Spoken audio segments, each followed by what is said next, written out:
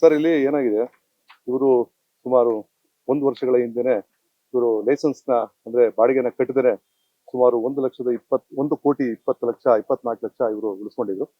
So ಅದರಿಂದ ನಮ್ಮ ಸಂಸ್ಥೆಯವರು ನಾವೆಲ್ಲ ಸೇರಿ ಅವ್ರನ್ನ ಟರ್ಮಿನೇಟ್ ಮಾಡಿದ್ವಿ. ಟರ್ಮಿನೇಟ್ ಆದ್ರೂ ಸಹ ಆ ಟರ್ಮಿನೇಟ್ ಆದೇಶದ ಮೇಲೆ, ರದ್ದತಿ ಆದೇಶದ ಮೇಲೆ ಇವರು ಹೈಕೋರ್ಟ್ಗೆ ಹೋಗಿದ್ರು, ಅದ ಸ್ಟೇ ತರಿಸಿದ್ರು. ಈಗ ನಿನ್ನೆ ಅದು ಸ್ಟೇ ವೆಕೇಟ್ ಆಗಿದೆ. ಸ್ಟೇ ವೆಕೇಟ್ ಆಗಿ ಅದರಲ್ಲಿ ಏನಂತ ಹೇಳಿದೆ, ಯಾವ ಲೈಸೆನ್ಸ್ ಅವರು ಕೊಟ್ಟಲ್ಲ, ಅವ್ರಿಗೆ ಯಾವುದೇ ತರ ಅಧಿಕಾರ ಇಲ್ಲ. ಹಾಗೂ ನಮ್ಮ ಅಗ್ರಿಮೆಂಟ್ ನಲ್ಲಿ ಏನಿದೆ, ಯಾವುದೇ ಒಂದು ಲೈಸೆನ್ಸಿ ತಮ್ಮ ಪರವಾನಗಿಯನ್ನ ಕಟ್ಟಲಿಲ್ಲ ಅಂತ ಹೇಳಿದ್ರೆ, ಲೈಸೆನ್ಸಿ ಇರಬಹುದು, ಅವ್ರ ಸಬ್ ಲೈಸೆನ್ಸಿ ಇರಬಹುದು, ರದ್ದತಿ ಆದೇಶ ಆದ ನಂತರ ಆ ಪ್ರಿಮಿಸಿಸ್ ನ ವೆಕೇಟ್ ಮಾಡ್ಕೋಬೇಕು ಅಂತ ರಿಜಿಸ್ಟರ್ ಅಗ್ರಿಮೆಂಟ್ ಆಗಿದೆ ನಮ್ಮ ಮತ್ತೆ ಅವರಲ್ಲಿ. ಇಲ್ಲಿ ಉಮೇಶ್ ಅನ್ನೋರು ಮೊದಲನೇ ಲೈಸೆನ್ಸ್ ಇದ್ದಾರು, ನಟೇಶ್ ಅನ್ನೋರು ಅವ್ರ ಸಬ್ ಲೀಸ್ಗೆ ತಗೊಂಡಿರ್ತಕ್ಕಂಥವ್ರು. ಈಗ ಇಲ್ಲಿರ್ತಕ್ಕಂಥವ್ರು ಎಲ್ಲ ಅನ್ಕನ್ಸರ್ನ್ ಪರ್ಸನ್ಸ್, ಇವರು ಎಲ್ಲಾರನ್ನು ಬದರಿಸ್ಕೊಂಡು ಇವರು ಕೆಲಸ ಮಾಡ್ಕೊಂಡು ಹೋಗ್ತಾ ಇದ್ರು.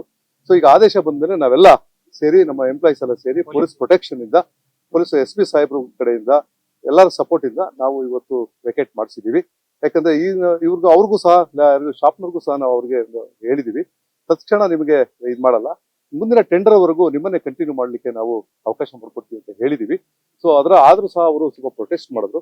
ಅವ್ರಿಗೆಲ್ಲ ಹೇಳಿ ಯಾವುದೇ ಮಾನವೀಯ ದೃಷ್ಟಿಯಿಂದ ಅವ್ರಿಗೂ ಎಲ್ಲ ಮೊದಲನೇ ಕರೆದು ಅವ್ರಿಗೆ ಎಲ್ಲ ಹೇಳಿದೀವಿ ಸರ್. ಇಷ್ಟಿದೆ ಸರ್. ಈಗಾಗಲೇ ಅವರು ಏನು ಹಿಂದೆ ಇದ್ದ ನಟೇಶ್ ಸಬ್ಲೀಸಿ ಇಲ್ಲಿವರೆಗೂ 1 ವರ್ಷಗಳ ಕಾಲ ಅವರು ಯಾವುದೇ ಒಂದು ಇದನ್ನು ಕಟ್ಟಿಲ್ಲ. ಕೋರ್ಟ್ 50 ಲಕ್ಷ ಕಟ್ಟಬೇಕು ಅಂತ ಅವ್ರಿಗೆ ಹೇಳಿದ್ರು ಸಹ ಅವರು ಕೋರ್ಟ್ ಆದೇಶವನ್ನು ಉಲ್ಲಂಘನೆ ಮಾಡಿ ಅವರು ಬರೀ 25 ಲಕ್ಷ ಕಟ್ಟಿ ಇನ್ನು 25 ಲಕ್ಷನ ಕಟ್ಟದೇ ಇರೋದ್ರಿಂದ ಕೋರ್ಟ್ ಡಿಸಿಷನ್ ತಗೊಂಡು ಇವ್ರನ್ನ ಅವ್ರು ಏನು ಟರ್ಮಿನೇಷನ್ ಮಾಡಿದ್ದಾರೆ, KSRTC ಅವರು ಏನು ಟರ್ಮಿನೇಷನ್ ಮಾಡಿದ್ದಾರೆ ಅದು ವ್ಯಾಲಿಡ್, ಇಸ್ 100% ರೈಟ್ ಅಂತ ಆದೇಶ ಕೊಟ್ಟಿದೆ. ಅದರಂತೆ ನಾವು ನಮ್ಮ ಪೊಲೀಸ್ ಪ್ರೊಟೆಕ್ಷನ್ ಇಂದ ನಾವು ಕಾರ್ಯಾಚರಣೆ ಮಾಡಿ ನಮ್ಮ ಸಂಸ್ಥೆಯ ಆಸ್ತಿಗಳನ್ನು ವಶಪಡಿಸಿಕೊಂಡಿದ್ದೀವಿ ಸರ್. ಎಷ್ಟು ಬಾಡಿಗೆ ಕಟ್ಟಬೇಕಿತ್ತು ಸರ್? ಇಲ್ಲಿವರೆಗೂ 2 ಕೋಟಿ ಕಟ್ಟಬೇಕು ಸರ್. ಇಲ್ಲಿವರೆಗೂ 2 ಕೋಟಿ ಅಧಿಕವಾಗಿ ಕಟ್ಟಬೇಕು.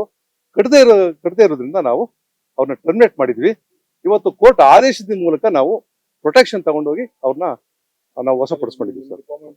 ಸರ್ ಅದು ಮಾನವೀಯ ದೃಷ್ಟಿಯಿಂದ ರೈಟ್ ಸರ್. ಮಾನವೀಯ ದೃಷ್ಟಿಯಿಂದ ಅವ್ರಿಗೆ ಕರೆದು ಮಾತಾಡಿದ್ವಿ ಸರ್. ಏನ್ ಮಾತಾಡಿದ್ವಿ, ಮುಂದಿನ ಟೆಂಡರ್ ನಾವು ಈಗ ಸಿಂಗಲ್ ಏಜೆನ್ಸಿ ಇತ್ತು, ಈಗ ನಾವು ಮಳಿಗೆಗಳನ್ನ ನಾವು ಮುಸ್ಲಿಂ ಇಟ್ಕೊಳಕ್ಕಾಗಲ್ಲ, ನಾವು ಅದನ್ನ ಟೆಂಡರ್ ಕರೀಲೇಬೇಕು. ಟೆಂಡರ್ ಕರೆಯೋದು 3 ತಿಂಗಳಾಗ್ಬೋದು, ಇನ್ನೂ ಹೆಚ್ಚಿಗೆ ಆಗ್ಬೋದು. ಅಲ್ಲಿವರೆಗೂ ನಾವು ನಿಮ್ಮನ್ನೇ ಕಂಟಿನ್ಯೂ ಮಾಡ್ತೀವಿ, ನಿಮ್ಗೆ ಮಾಡ್ಕೊಡ್ತೀವಿ. ನಿಮ್ಮ ಏನ್ ನೀವು ಅಮೌಂಟ್ ಕಟ್ತಾ ಇದ್ರಿ ಅದನ್ನ ನಮ್ಮ ಸಂಸ್ಥೆಗೆ ಕಟ್ಟಿ ನಿಮ್ಮವರಿಗೆ ಟೆಂಪ್ರರಿ ಅಗ್ರಿಮೆಂಟ್ ಮಾಡ್ಕೊಂಡು ನೀವು ಮಾಡ್ಕೊಡ್ತೀವಿ ಅಂತ ಅವ್ರಿಗೆ ಅಭಯ ನೀಡಿದ್ವಿ ಸರ್. ಅವ್ರಿಗೆ ಯಾವುದೇ ಅನ್ಯಾಯನೂ ಮಾಡಲ್ಲ.